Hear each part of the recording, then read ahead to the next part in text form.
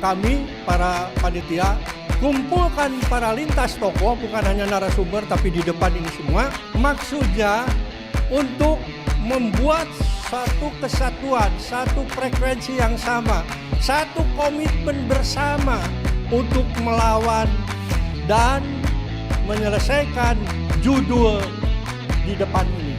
Yang harus kita sepakati bersama yaitu menyelamatkan bangsa dan negara. Jadi semuanya harus sepakat bahwa langkah kita adalah menyelamatkan bangsa dan negara. Titik. Saya jadi teringat dengan pernyataan Imam An-Nawawi dalam Syarah Sahih Muslim. Mereka yang tidak menyuarakan kebenaran adalah syaitan al-akhras, setan yang bisu.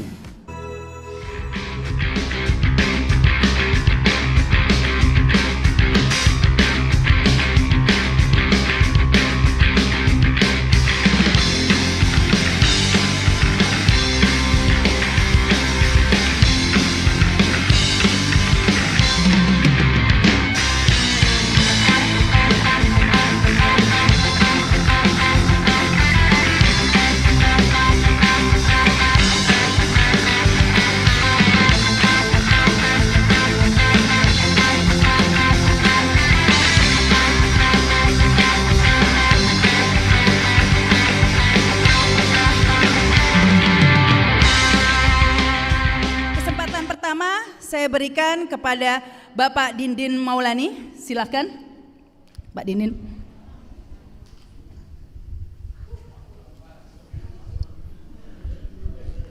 Terima kasih Mbak Rahma. Ya, itu kelebihan dari Mbak Rahma sebagai moderator merangkap orator dan kompor. Jadi senang ya, kita sebagai narasumber sudah dipanaskan ya Pak ya. Assalamualaikum warahmatullahi wabarakatuh. Bismillahirrahmanirrahim. Wala hawla wala quwata illa billah, amma ba'du. Kepada bapak-bapak, para tokoh senior yang saya hormati, seperti judul di depan, kita ini berkumpul dari lintas para tokoh. Jadi ada beberapa tokoh yang sangat concern terhadap persatuan, kesatuan di antara kita ini. Judul boleh dari sejak lama Adili Jokowi dan Makjulkan Pupu Pata. Perlu diomongin nih, Pak, silang sini Pak. Oh ya, Sini, Pak. di sini ya. Oke, terima. Iya. Saya pikir pidato biasa aja. Rupanya ada podcast nih. Jadi seperti tadi saya katakan bahwa yang hadir di sini baik para narasumber yang saya hormati maupun bapak-bapak sekalian, ibu sekalian yang hadir di depan ini juga semua para tokoh. Kami mengundang dari beberapa kemarin pertemuan beberapa tokoh, ada yang perlu dievaluasi oleh kita bersama. Judul boleh Makjulkan Jokowi dulu, sekarang Adili Jokowi dan Makjulkan Pupu Papa. Itu sekarang. Tapi permasalahannya yang perlu kita perhatikan, tadi sudah disounding oleh Mbak Sarita, bahwa kita ke depan tidak akan bisa selesai cuma 1-2 bulan saja. Barangkali tidak akan selesai seperti itu.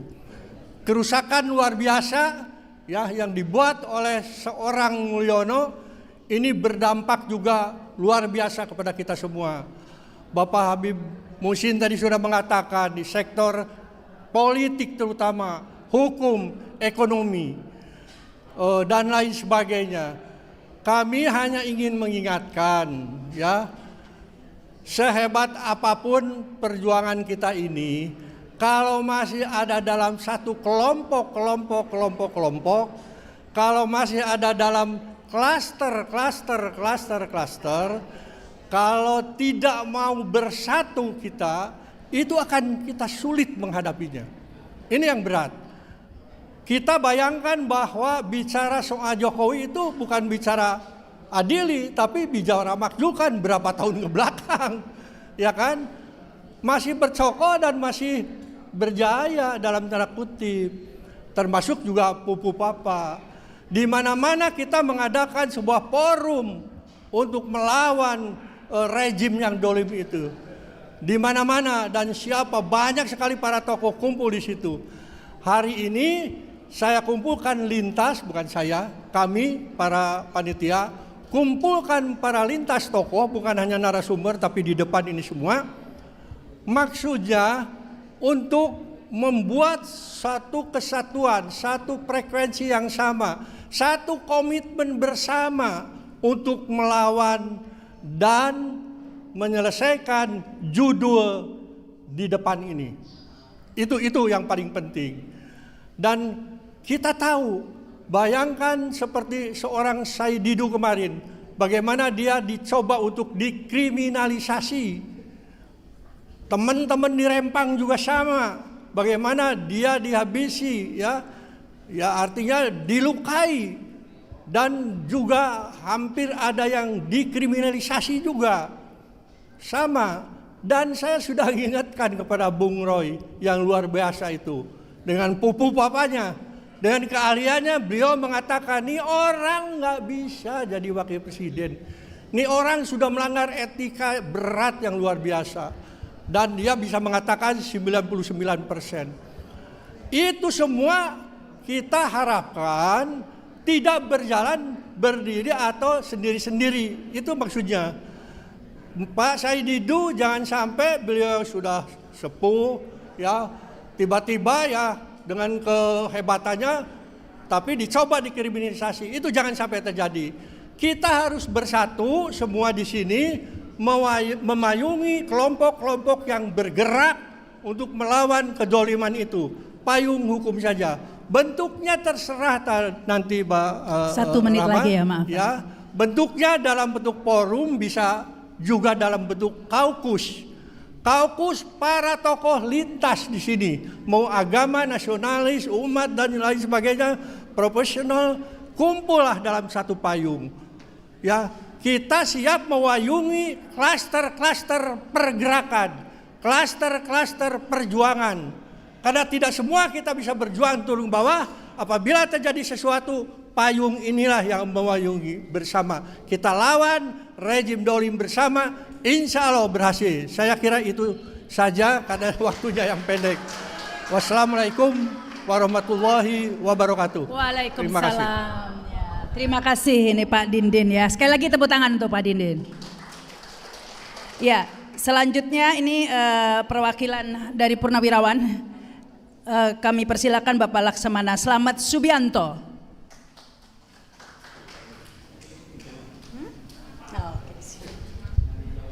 5 menit ya Pak ya.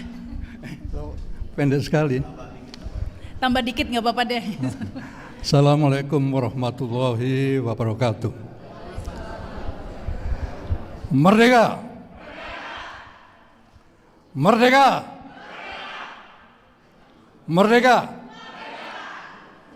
Saya ingin menggarisbawahi apa yang disampaikan oleh yang pertama, Bapak mana? Persatuan kesatuan itu. Kita tidak akan bisa melaksanakan itu, judul itu, apabila kita tidak bisa bersatu. Nah, untuk itu kita harus menetapkan satu tujuan yang harus kita sepakati bersama, yaitu menyelamatkan bangsa dan negara. Jadi semuanya harus sepakat bahwa langkah kita adalah menyelamatkan bangsa dan negara. Titik. Nah, oleh karena itu, masing-masing klaster harus mulai menyiapkan kekuatan, menggalang kekuatan, menjahit kekuatan untuk bersama-sama melakukan tindakan apabila perlu adalah tindakan 98 yang kedua. Itu yang harus kita lakukan. Karena semua yang ada saat ini tidak bisa kita harapkan. Tidak bisa kita harapkan. Jadi kita harus melakukan langkah besar, melakukan persiapan diri, menjahit kekuatan untuk merobohkan pemerintahan ini. Setuju nggak? Setuju nggak? Setuju itu loh ya. Nah, baru kita tata. Berkali-kali kita membuat suatu deklarasi, diabaikan, dianggap angin lalu. Tapi kalau kita bisa menggalang kekuatan, kita duduk MPR, baru bergetar mereka semuanya. Ya, oke, setuju nggak? Oke, saya ingin menyatukan hati-hati yang ada di sini menjadi suatu kesatuan hati untuk berjuang menegakkan kebenaran di negeri ini, untuk menyelamatkan bangsa dan negara ini. Ya, saya nggak terlalu panjang. Saya ingin kita ikrar bersama. Ayo, tolong berdiri. Ya. Saya harapkan ikrar ini menyatukan hati kita untuk menjadi satu tekad perjuangan merobohkan rezim yang tidak bertanggung jawab ini. Angkat tangan kanan ya. Ikuti kata-kata saya. Aku bersumpah demi negeri ini. Negara Kesatuan Republik Indonesia. Satu, kami bangsa Indonesia, berketuhanan yang Maha Esa. Dua, kami bangsa Indonesia, berkemanusiaan, yang adil dan beradab. Tiga, kami bangsa Indonesia, menjunjung tinggi persatuan dan kesatuan Indonesia. Empat, kami bangsa Indonesia, berkerakyatan yang dipimpin oleh hikmat kebijaksanaan dalam permusyawaratan perwakilan. Lima, kami bangsa Indonesia,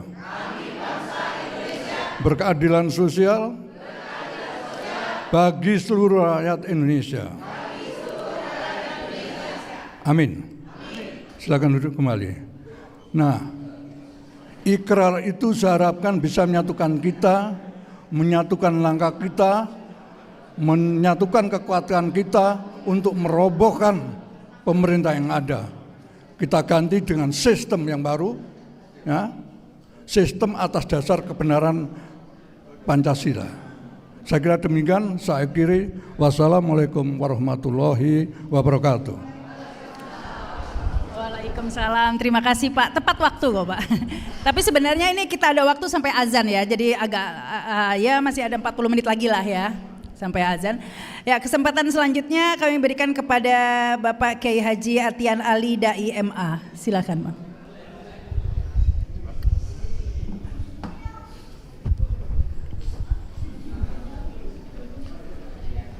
Bismillahirrahmanirrahim. Assalamualaikum warahmatullahi wabarakatuh. Bismillahirrahmanirrahim. Wassalatu wassalamu ala Rasulillah. Mohon izin, mungkin saya tidak langsung menuju tema ini, Pak. Tetapi ingin menyampaikan sesuatu yang mungkin harus kita siapkan agar kita bisa memenangkan tema yang ada ini. Terus terang dari lubuk hati yang sangat dalam, saya sangat salut Pak dengan yang hadir sekarang di ruangan ini. Yang dari sejak dulu, dari zaman ke zaman, dari rezim ke rezim, tidak pernah berhenti dari berjuang. Pertanyaannya, apa hasilnya?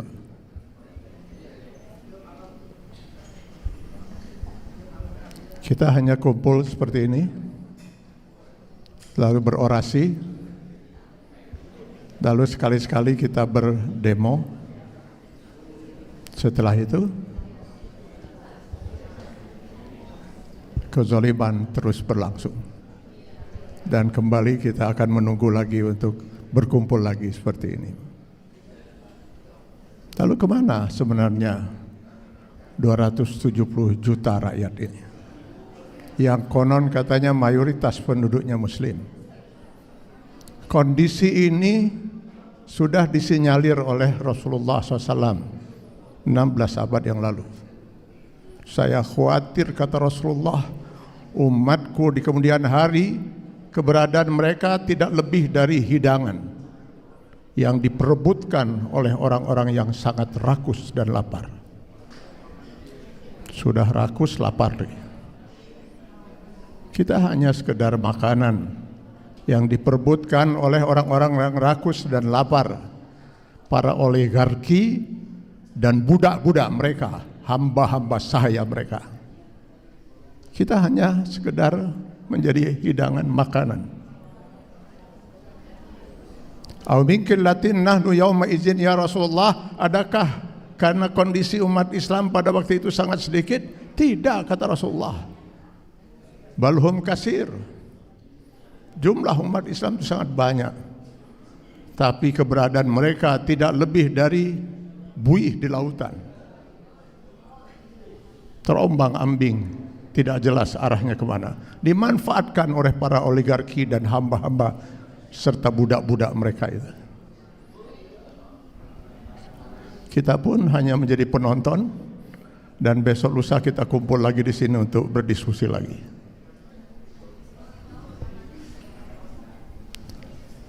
Bapak-bapak dan saudara-saudara sekalian, kezaliman ini tidak akan pernah berhenti, kata Sayyidina Ali radhiyallahu an. Bukan karena banyaknya orang-orang yang jahat, tapi diamnya orang-orang yang baik.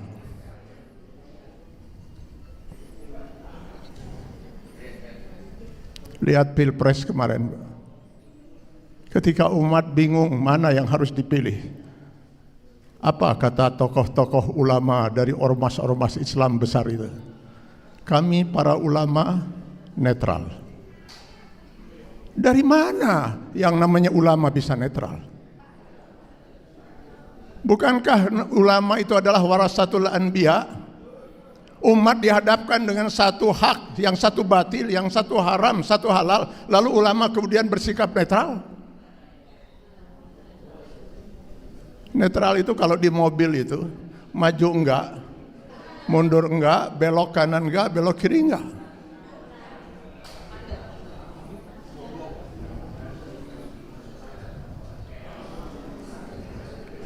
Saya jadi teringat dengan pernyataan Imam An-Nawawi dalam Syarah Sahih Muslim.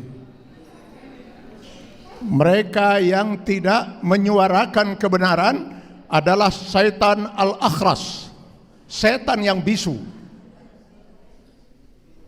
dan yang menyuarakan kebatilan adalah setan yang berbicara. Kini kebanyakan kita adalah setan-setan bisu.